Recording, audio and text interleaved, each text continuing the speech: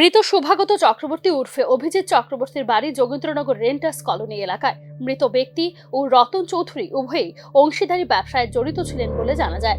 মৃতদেহ উদ্ধারের ঘটনায় রতন চৌধুরীর স্ত্রী ঘটনাটিকে আত্মহত্যা বলে চালানোর চেষ্টা করছেন।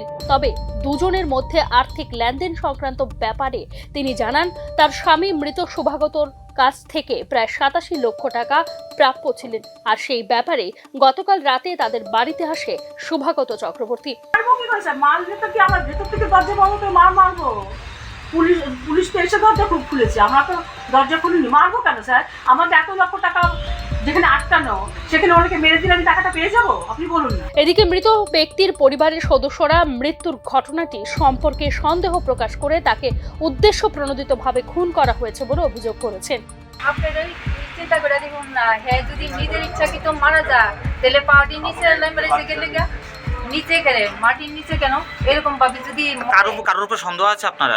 আর সন্দেহ তো তাইনের উপর হই, তাইনের বাড়ির যখন যার বাড়ি তাইনের উপরই তো আমার সন্দেহ।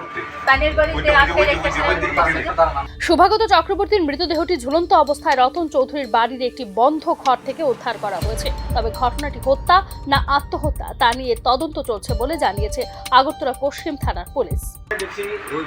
রতন কুমার চৌধুরীর বাড়িতে দোতলাতে একটা বদ্ধ রুম পরে আমরা এটা ডক বানিয়ে দিচ্ছি একটা সিলিংয়ে।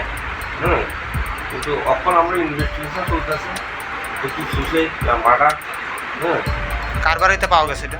রতন কুমার চৌধুরী কি কারণে সুইসাইড করেছে এবং কিছু জানতে পেরেছেন? বা তারা দুজনেই পার্টনারশিপ কন্ট্রাক্টর।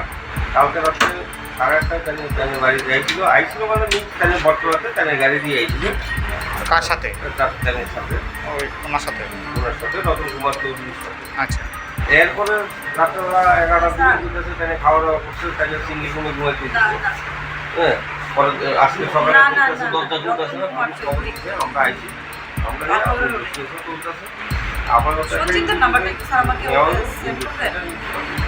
শহরের বুকে স্বনামধন্য ব্যবসায়ীর বাড়ি থেকে মৃতদেহ উদ্ধারের ঘটনায় এলাকাবাসীর মধ্যে তীব্র চাঞ্চল্য ছড়িয়েছে।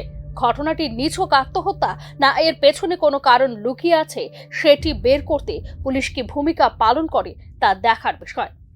Bureau report, news now.